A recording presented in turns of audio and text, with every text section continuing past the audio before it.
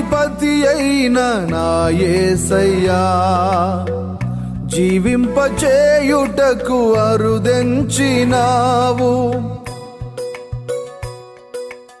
క్రీస్తునందు ప్రియమైన దైవ జనాంగమా, మీకందరికీ ఉదయకాలపు శుభములు తెలియచేస్తూ ఉన్నాను. ప్రతి ఉదయం ప్రభువుతో సహవాసం అనే కార్యక్రమానికి మిమ్మును ప్రేమతో ఆహ్వానిస్తూ ఉన్నాను. అందరూ బాగున్నారా? దేవుని యొక్క మహాకృపను బట్టి మనమందరము కూడా క్షేమంగా ఉన్నాము. అందుకు దేవదేవునికి వందనాలు తెలియజేస్తూ ఉన్నాను. ఈ ఉదయకాలంలో మరలా ఓసారి మీతో ఒక విషయం పంచుకోవటానికి ఇష్టపడుతూ ఉన్నాను. క్రైస్తవుని జీవితంలో సాక్ష్యము అనేది చాలా చాలా ముఖ్యమైనది. సాక్ష్యము అని అంటే మన జీవితంలో జరిగిన విషయాలే, కన్నవాటిని విన్నవాటిని తెలియచేయటం సాక్ష్యము అనని ఒక మాట. అయితే శిష్యుడైన యోహాను గారు రాస్తూ ఈ మాట రాశాడు. జీవవాక్యమును గూర్చినది ఆది నుండి ఏది ఉండెనో మేమేది వింటిమో, కన్నులారా ఏది చూచితిమో, ఏది నిదానించి కనుగొంటిమో, మా చేతులు దేనిని తాగి చూచెనో అది మీకు తెలియజేయుచున్నాము. ఆ జీవము ప్రత్యక్షమాయెను, తండ్రి యొద్ద ఉండి మాకు ప్రత్యక్షమైన ఆ నిత్య జీవమును మేము చూచి ఆ జీవమును గూర్చి సాక్ష్యమిచ్చుచు దానిని మీకు తెలియపరుచుచున్నాము. సాక్ష్యము అంటే ఏదైతే వాళ్ళ కళ్ళారా చూశారో, వాళ్ళు విన్నారో ఆ విషయాలను తెలియచేస్తున్నాము అని చెప్పడం జరిగింది. కనుక మన జీవితంలో మనము దేవునిని వెంబడిస్తూ ఉన్నప్పుడు మనము చూసిన వాటిని, మనం విన్న వాటిని, వేటినైతే చెబుతామో అది సాక్ష్యం. అయితే ఇప్పుడు దావీదును గురించి దేవుడు సాక్ష్యం ఇచ్చిన సంగతిని మీకు పరిచయం చేయాలని ఇష్టపడుతూ ఉన్నాను. అపొస్తలుల కార్యములు 13వ అధ్యాయము 22వ వచనంలో రాయబడిన మాట, తరువాత అతనిని తొలగించి దావీదును వారికి రాజుగా ఏర్పరచెను. మరియు ఆయన, నేను యెషయి కుమారుడైన దావీదును కనుగొంటిని, అతడు నా ఇష్టానుసారుడైన మనుష్యుడు, అతడు నా ఉద్దేశములన్నీ నెరవేర్చునని చెప్పి అతనిని గూర్చి సాక్ష్యం ఇచ్చెను. చదవబడిన వాక్యము పౌలు అంతియోకయ సమాజంలోని మందిరంలో ఇచ్చిన ప్రసంగంలో ఒక భాగం.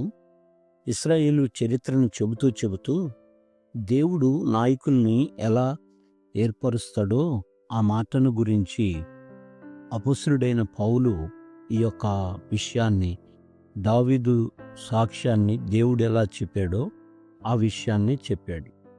అయితే అక్కడ సౌలు రాజు అంతకుముందు ఇజ్రాయేలు రాజ్యాన్ని పరిపాలిస్తూ ఉన్నాడు. సౌలును పక్కకు తొలగించాడు. ఎందుకు అంటే దేవునికి అన్నీ సాధ్యం. అధికారం ఇవ్వగలిగిన వాడు దేవుడే, అధికారం నుండి పడద్రోయగలిగిన వాడు దేవుడే.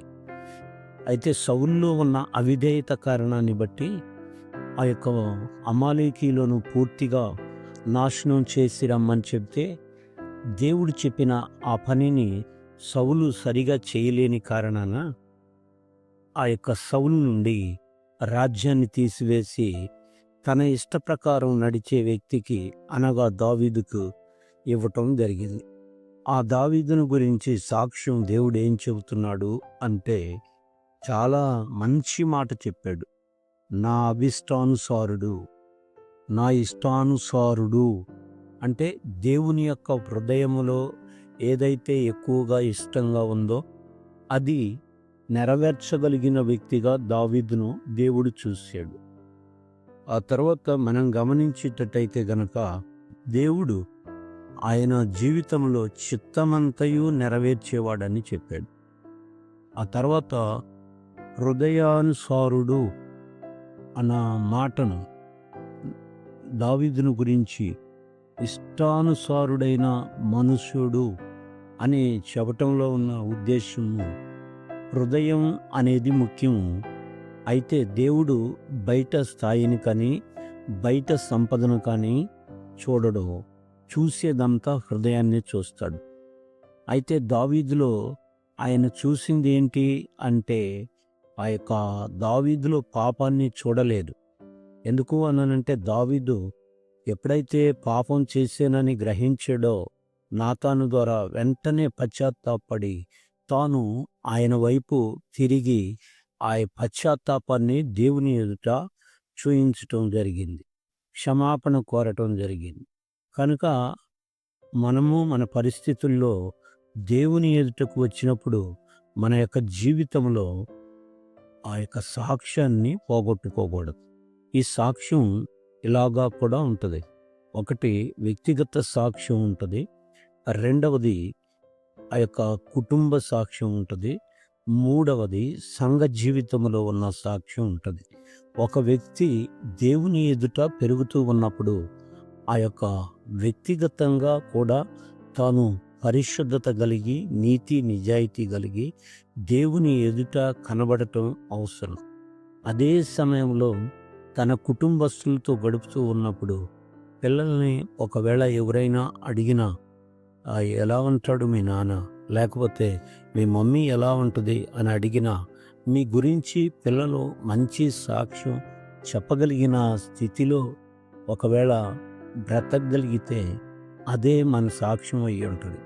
అదేవిధంగా మనం ఎక్కడికైతే ఆరాధనకు వెళుతూ ఉన్నామో, ఎక్కడైతే దేవునితో సహవాసం చేస్తున్నామో ఆ సంఘంలో కూడా మనం మన జీవితంలో సాక్ష్యాన్ని కోల్పోకుండా నమ్మకముగా దేవుని ఎదుట పెరగటం అనేది అవసరం. చాలాసార్లు మనం మన జీవితంలో ఉన్న పొరపాట్లను బట్టి ఆ యొక్క సాక్ష్యాన్ని పోగొట్టుకుంటూ ఉంటాం. అయితే సాక్ష్యము పోగొట్టుకొనబడినప్పుడు మన జీవితంలో ఇంకా మిగిలేది ఏమీ ఉండదు. అక్కడ జీరో అయిపోతాం మనం అలాగా ఉండకుండా ఉండాలి అని అంటే దేవుడు దావీదును గురించి చెప్పిన సాక్ష్యం జాగ్రత్తగా గమనించితే ఇష్టానుసారుడైన మనుష్యుడు అని చెప్పాడు.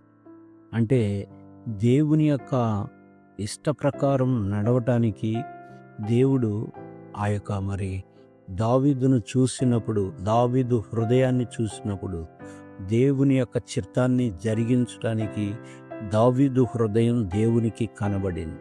అందుకే ఆ యొక్క గొర్రెల దొడ్డిలో నుండి తీసి దావీదును రాజుగా ఏర్పరచడం, ఎన్నుకోవడం జరిగింది. అయితే ఇది మానవ ప్రయత్నం కాదు, ఇది దేవుని యొక్క ఎంపిక.